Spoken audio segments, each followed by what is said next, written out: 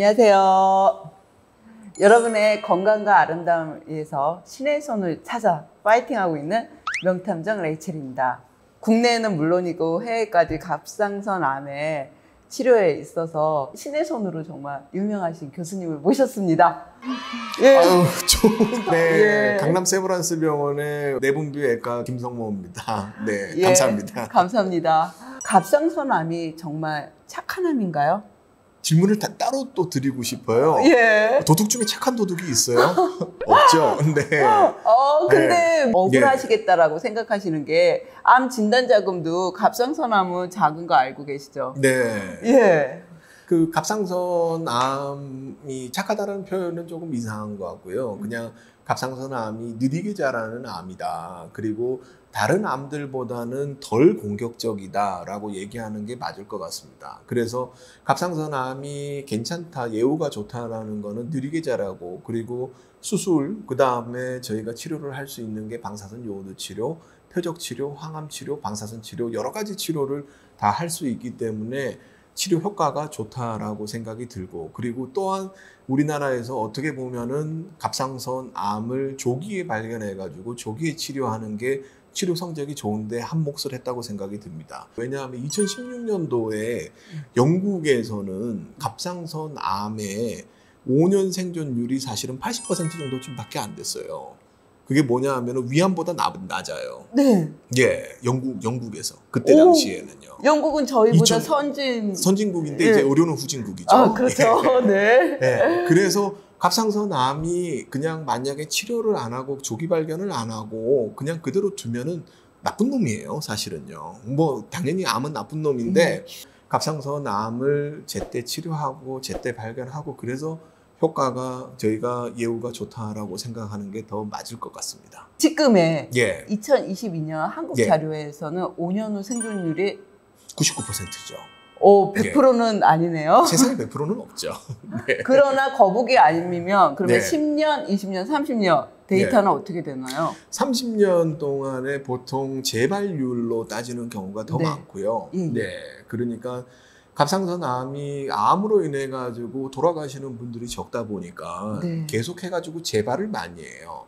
갑상선 암은 재발하는 경우에 보통 국소 재발이 80%, 그 다음에 원격 재발이 20% 정도이기 때문에 국소 재발인 경우에는 재발을 했다고 하더라도 문제가 생기는 건 아니고 바로 수술을 할 수 있는 경우에는 수술하는 경우도 많고, 그리고 수술하고 난 뒤에 또다시 방사선 요오드 치료를 해가지고 다시 한 번 더 치료를 할 수 있는 경우도 많고, 그렇기 때문에 암 자체로 인해 가지고 돌아가시는 분들은 사실은 적어요. 적은데 문제는 뭐냐 하면은 재발률이 그렇게 많다 보니까 힘드신 거예요.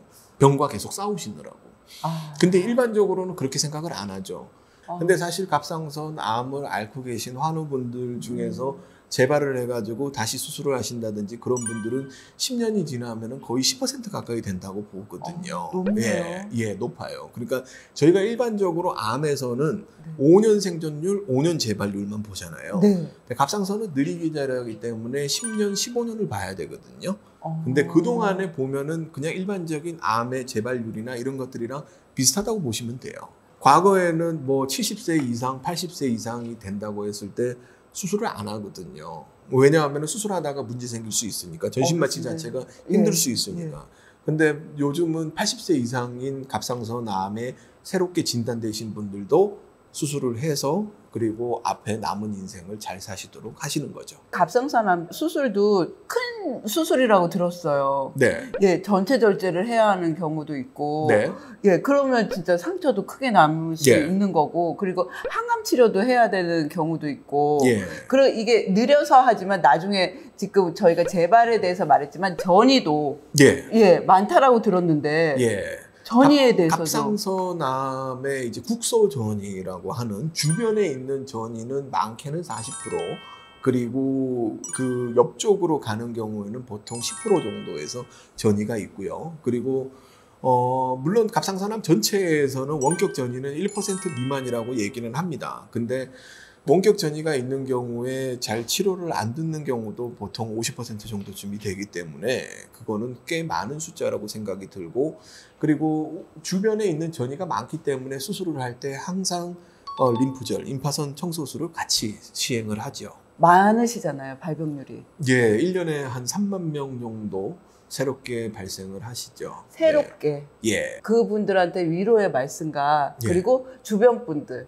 예. 가족분들한테 이런 오해를 첫 번째 시간에 풀어드리고 싶었어요.